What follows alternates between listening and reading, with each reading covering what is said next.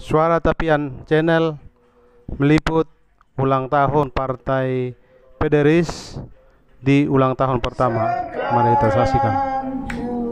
Baik, sekarang kita potong kuenya. Potong kuenya, potong kuenya, potong kuenya sekarang juga, sekarang juga, sekarang juga. Mak, potong kuenya. Potong kuenya, potong kuenya, potong kuenya sekarang juga, sekarang juga, sekarang juga. Ya, potongan pertama. Bapak, tolong berikan kepada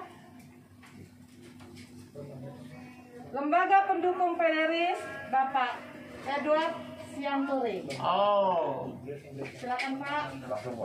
langsung ke Pak Ketua Bapilu biar sukses ya. Luar Siap. biasa. Selamat ulang tahun Pederis. Oke. Habis itu kemarin siapa? Potongan kedua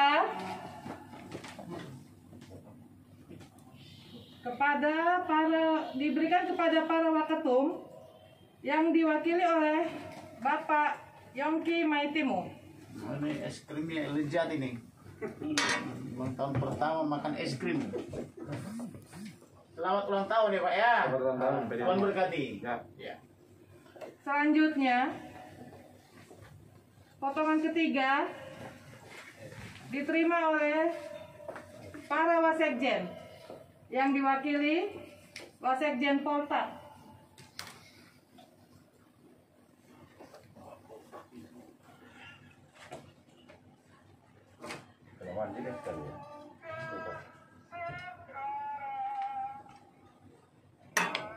Selamat ulang tahun ya Pak ya. Masih lanjut Pak Ketum. Ya. Potongan selanjutnya untuk para Wabendum yang diwakili oleh Wabendum Ibu Putri.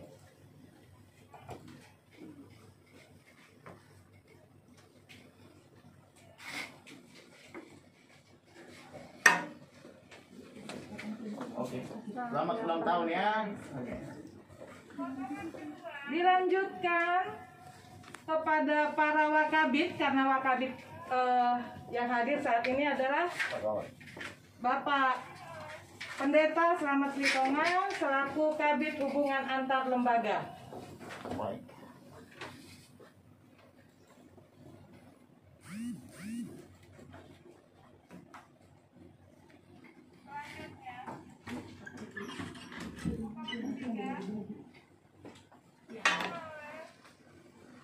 Selamat ulang tahun Pederis. Tuhan berkati. Ya, terima kasih, Tuhan berkati Bapak Ketua Umum. Kemudian kita akan melanjutkan untuk pemotongan tumpeng Sekjen yang dari dilakukan oleh Bapak Bendum. Pak Bendum yang melakukan pemotongan tumpeng. Siap. Nanti dibagi-bagi juga ya Pak? Iya. Pak Sekjen semuanya udah.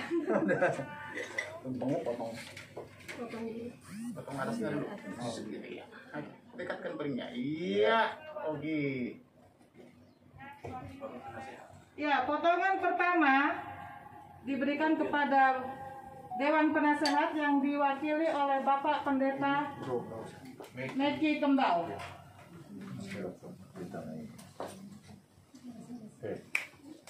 Mari Pak.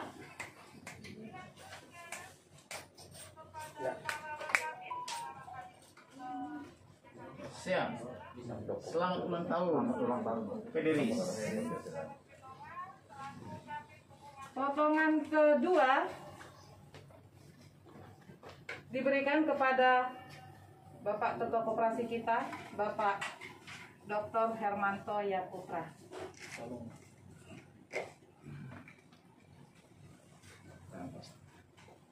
Sini terus. Es krim ada. Oh,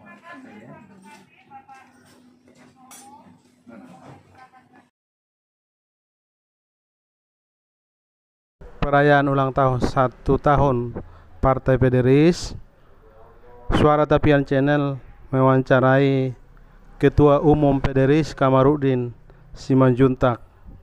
Demikian bincang-bincangnya. Makna politik bagi saya Kamarudin Simanjuntak ya adalah tentang bagaimana merebut kekuasaan, baik kekuasaan eksekutif, kekuasaan legislatif sesuai dengan konstitusi dan undang-undang.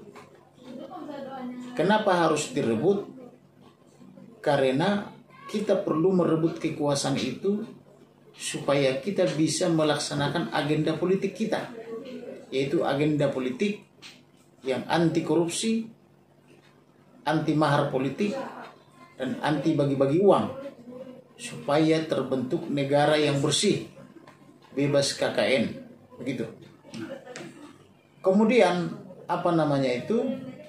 bagaimana seorang Kamarudin yang tadinya adalah advokat lalu berkiprah di dunia politik dengan cara membentuk partai politik yang baru bernama Partai Demokrasi Rakyat Indonesia Sejahtera. Saya sering sekali melihat penderitaan masyarakat. Banyak ketidakadilan, banyak ketidakpastian hukum, banyak jeritan dari masyarakat Indonesia. Akan tetapi saya tidak bisa berbuat apa-apa kecuali dia orang yang menderita secara hukum atau teraniaya secara hukum datang kepada saya, menandatangani surat kuasa atau menyerahkan permasalahannya untuk saya tolong. Di luar daripada itu saya tidak bisa menolong kalau saya berprofesi hanya sebagai advokat. Lalu bagaimana dengan masyarakat lain di luar daripada klien saya? Saya tidak bisa menolong. Maka supaya saya bisa menolong yang lainnya, maka saya berpikir saya harus membentuk partai politik supaya saya bisa memperjuangkan nasib mereka. Pertanyaannya, mengapa harus membangun partai politik tetapi tidak ikut partai yang lain? Kan begitu ya?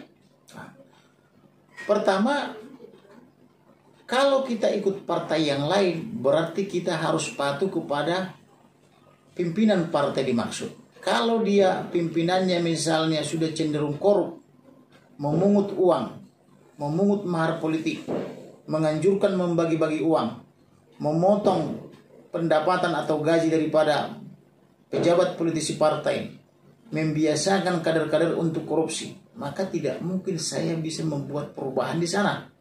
Karena kendaraannya sudah korup atau sudah kotor. Maka satu-satunya cara untuk memperbaiki Indonesia adalah kita harus punya kendaraan yang baru, yang genuine, yang asli, yang higienis. Sebagaimana firman Tuhan, jangan kau tambal kain buruk dengan kain baru, karena akan hebatlah kerusakan kain baru itu. Artinya, kalau kita membentuk satu perubahan dengan kendaraan yang sudah butut-butut, yang sudah carut-marut, tidak mungkin ada suatu perubahan. Yang adalah perlambatan, baik di bidang pembangunan ekonomi, sosial maupun politik, termasuk dalam memberi kepastian hukum, keadilan dan kemanfaatannya kepada masyarakat. Maka satu-satunya cara adalah kita harus membangun kendaraan yang baru, yang lajunya cepat, sehingga banyak masyarakat yang bisa kita tolong. Itulah misi saya, mengapa saya sebagai advokat terjun ke dunia politik, karena saya ada kerinduan untuk menolong masyarakat Indonesia, yaitu korban daripada penguasa yang korupsi atau yang korup, korban daripada kelaliman aparatur, korban ketidakadilan daripada sistem. Maka saya berharap ke depan dengan adanya Partai Demokrasi Rakyat Indonesia yang anti money politik, yang anti korupsi, bersama rakyat berjuang untuk membangun sistem yang bagus sehingga masyarakat Indonesia bisa maju dan mendapatkan apa yang menjadi hak-haknya secara hukum. Begitu, Bang. Demikianlah liputan kami di Suara Tapian Channel di ulang tahun Partai Pederis